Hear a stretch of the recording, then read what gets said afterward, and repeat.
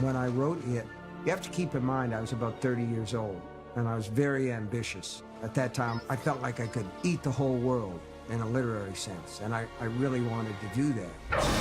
I thought to myself, well, I want to take an American town, bigger than a town, let's say a small city, and then have the whole thing be haunted. I wanted the spirit of that creature, that entity that manifests itself most commonly as Pennywise the Clown, to have infected this whole town. It comes back every 27 years, and more kids disappear. They're like sacrifices. They're its food.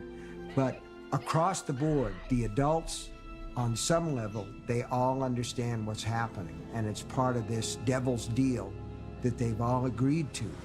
Help! When I started to get the idea for the book, I'm from Maine, and I thought to myself, I want to find out what one of these towns has in the closet, and I want to use that. I want to use every historical happening that grows and grows until it becomes a legend. So we came to Bangor, and I started to look around. I think what finally convinced me was people started to tell me stories about the bars that used to be down by the river and the hard men, the loggers who were there, and they started to tell me stories about a segregated club for black servicemen that had been burned down, the Black Spot. Nobody really wanted to talk too much about it. They started to tell me about how a gang of 30s desperados had been shot, basically executed in downtown Bangor, the Brady Gang. And I loved that story, you know, and by then I knew pretty much that that's the place that I wanted to be, that this was where I wanted to be. And the real deal maker was when I found out that there was this whole network of sewers under my city, and a lot of people didn't know where they went anymore.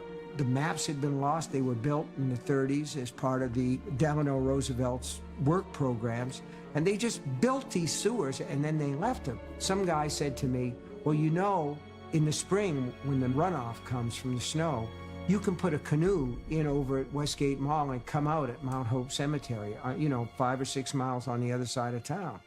And I thought to myself, man, that's probably not true, but it ought to be. And I ought to put my monster's lair in those sewers, and at some point I'll have the kids go down there. So you see, it all kind of worked. I took Bangor, I took the geography of Bangor, I took some of the legends from Bangor, I made up some of my own, and I used that as the framework for my book, which is about make-believe and about legends and about how these things grow. When I wrote it, I drew on a lot of things from my own childhood. We had a Barron's when I was a kid, and all of us went down there and played around and we paddled around. I think that a lot of adults these days would be white with horror at the idea of people paddling around where the sewers dumped out and where all this overgrown foliage was and people dumped their trash and everything. And my brother David was one of us, and he said one day, well, why don't we build a dam and see if we can flood this place out?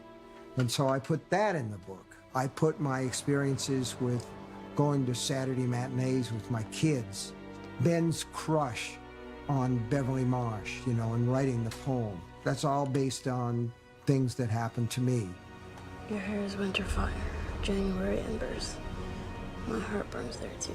The magic about writing is the more that you write about those things, the more you remember. I think that we really don't forget anything, that it's just a question of access, and writing is the magic key that opens the door.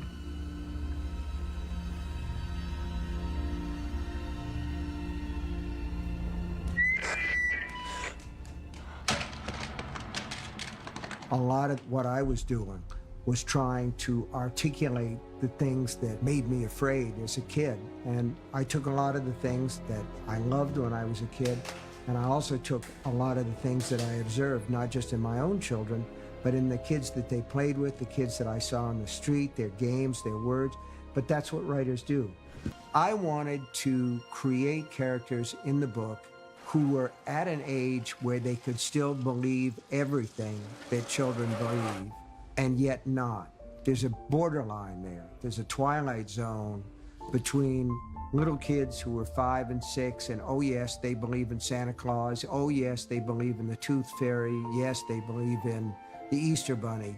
Well, The kids in our story no longer believe in those things, but they still believe that there could be something under the bed when the lights are out. When the lights are on, oh no, I don't believe any of that shit. But when the lights are out, yeah, they're still afraid. They still have that capacity to see on a wide range. For adults, it's like the TV screen. For kids, it's like IMAX, okay?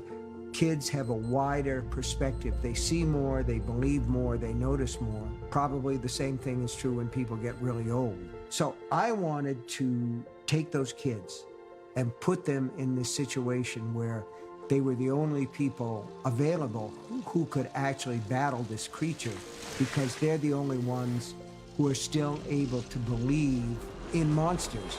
And yet at the same time, they're older than little kids who are totally powerless, so that they're actually able to take some action. But then I wanted to bring these same kids back as grown-ups and see their perspective shrink and get to the point where, oh no, I couldn't possibly believe that, and see what happened.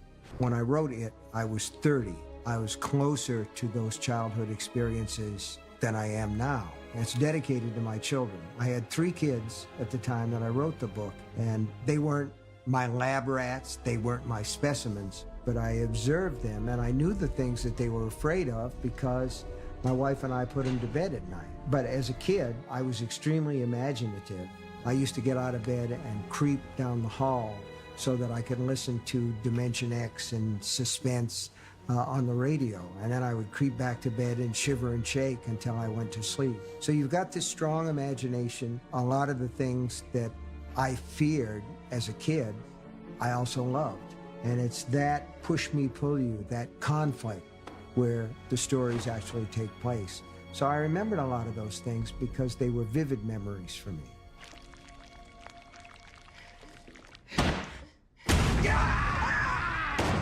I've written books that deal directly with the idea that faith makes it possible to battle the monsters.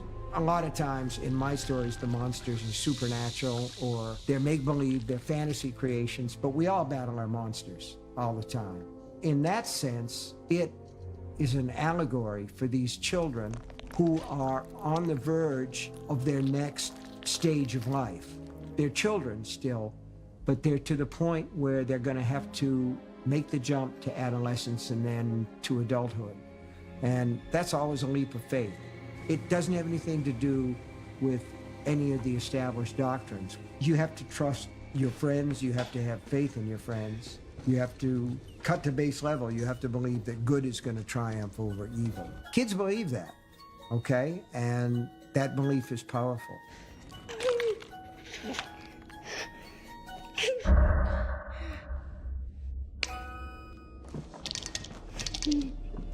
One of the things about horror stories, whether it's a vampire, whether it's the living dead, the walking dead, whatever it is, those are outside evils. So you don't have to take any of the blame for it, and there's sort of a relief in seeing that. In that sense, Pennywise the Clown, as terrifying as he is, at least you can say he's not John Wayne Gacy, he's not Charles Manson, he's not somebody that we have to understand why they did that. But in a way, Pennywise is a safe stand-in for those people, because when you face a Ted Bundy, who killed at least 25 women, who might have killed as many as 75 women, you say to yourself, well, he is Pennywise. He is somebody who has 2 different faces. So the sort of thing that I do, the sort of thing that it does, is a way of trying to deal with those things in a safe environment.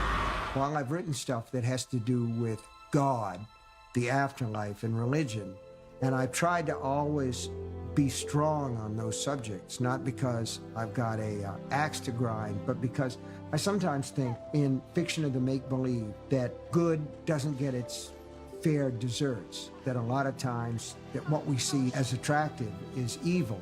And I like to see the balance, you know, between the two. I like to see good is strong, and I think that it projects that side of it. One of the things that I wanted to do in the novel, in all of my novels, is to create characters who are fundamentally decent, by and large, and that way you don't want them to be spam in a cabin.